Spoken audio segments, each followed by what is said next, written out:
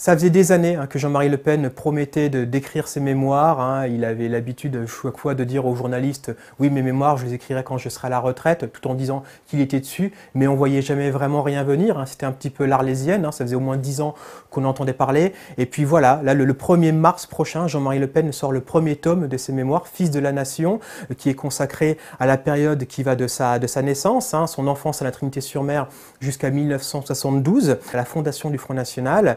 Et le Parisien, aujourd'hui en France, a pu avoir accès en exclusivité à la lecture de cet ouvrage qui sort dans quelques jours, à la veille du congrès du Front National. Bien sûr, il n'y a pas de hasard là-dedans non plus. On voit aussi que c'est lié à cet événement de refondation du parti qu'a entrepris Marine Le Pen, histoire une fois de plus de parasiter quelque part la communication de sa fille. Dans ce livre, Jean-Marie Le Pen, il revient sur son enfance, sur tous les épisodes de sa vie, mais aussi de l'histoire de France, qui ont jalonné ces 60, ces 80 dernières années. Il revient sur l'Indochine, sur l'Algérie, il revient bien sûr sur la Seconde Guerre mondiale, l'épisode de la collaboration, qu'il réhabilite même, puisqu'il parle du maréchal Pétain, qu'on voit bien qu'il cherche à réhabiliter dans ce livre. Et puis il revient aussi sur sa vie de député, les années 50, les années 60, la période d'étudiant à la corpo de droit. Donc voilà, c'est un récit, c'est un roman qui est narré sous la forme d'un roman picaresque quelque part, où Jean-Marie Le Pen est le héros central de cette aventure. Donc c'est un point de vue partial et partiel, une vision certaine finalement de l'histoire contemporaine vue par Jean-Marie Le Pen. Il y avait la volonté quelque part de laisser une trace de son existence. Il va avoir bientôt 90 ans. Il est toujours aujourd'hui en activité, puisqu'il faut le rappeler, il est député européen.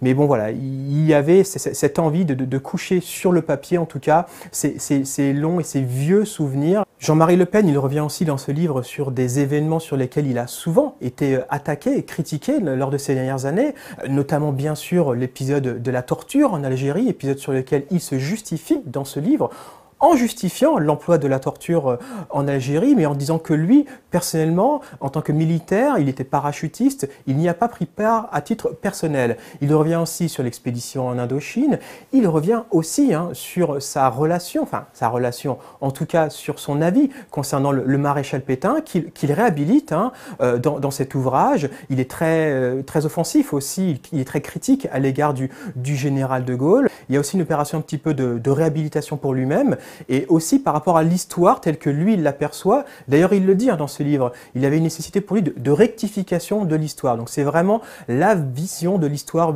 vue de l'histoire de la seconde partie du XXe siècle vue par Jean-Marie Le Pen. Et à travers cette histoire, il livre ses vérités, sa vérité. Puis Jean-Marie Le Pen, il a toujours considéré que l'histoire de France, en tout cas celle pendant la Seconde Guerre mondiale, elle a été toujours racontée de manière orientée par le système éducatif français, notamment par rapport à l'épisode de la collaboration. Là-dessus, Jean-Marie Le Pen, il est beaucoup plus nuancé, en tout cas, nuancé, façon de dire bien sûr, mais en tout cas, il insiste plus dans son livre sur le rôle des communistes, notamment pendant cette période, et quelque part, on voit bien qu'il cherche à réhabiliter le maréchal Pétain. Une autre anecdote aussi que Jean-Marie Le Pen rapporte dans ce livre, c'est la fameuse perte de son œil. Il y a longtemps eu une légende par rapport à cette histoire. Il y a eu plusieurs scénarios qui ont été écrits ou racontés. On pensait que ça avait eu lieu au cours d'une bagarre quand il était étudiant à la fac de droit. D'autres histoires racontaient que c'était pareil dans une bagarre mais dans des meetings. En fait, c'est presque bien plus simple que ça. Dans son livre, Jean-Marie Le Pen raconte comment il a perdu son œil. Il était en train de monter un chapiteau en vue d'un meeting, et c'est en voulant planter une sardine qui s'est repris finalement sur le visage une sangle. Et voilà, c'est là il y a eu un décollement de la rétine qui a engendré par la suite la perte de son œil. Alors c'est un livre qui est très bien écrit, objectivement. Il faut arriver à rentrer dedans quand même, puisque les premières pages sur son enfance à la Trinité-sur-Mer, qui sont une carte postale finalement un petit peu nostalgique de la France d'avant, il faut arriver à rentrer dedans.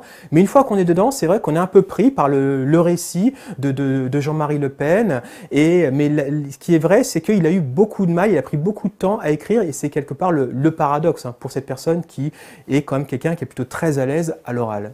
De nombreuses grandes maisons d'édition ont refusé de publier les mémoires, les souvenirs de Jean-Marie Le Pen, considérés comme étant trop sulfureux. Et donc c'est une petite maison d'édition, les maisons Muller, qui ont finalement saisi cette opportunité et qui tireront cet ouvrage à 40 000 exemplaires. En tout cas, c'est le premier tirage. Il y a fort à parier qu'il y aura peut-être un nouveau tirage, puisque même si Jean-Marie Le Pen est le diable de la République, et c'est quelqu'un qui a souvent été critiqué, attaqué par ses pairs, par ses opposants politiques aussi, mais en tout cas, c'est quelqu'un qui suscite beaucoup de controverses et paradoxalement aussi, forcément, beaucoup de curiosité. Donc la sortie de ce livre, ça reste vraiment un événement et aussi une vraie curiosité.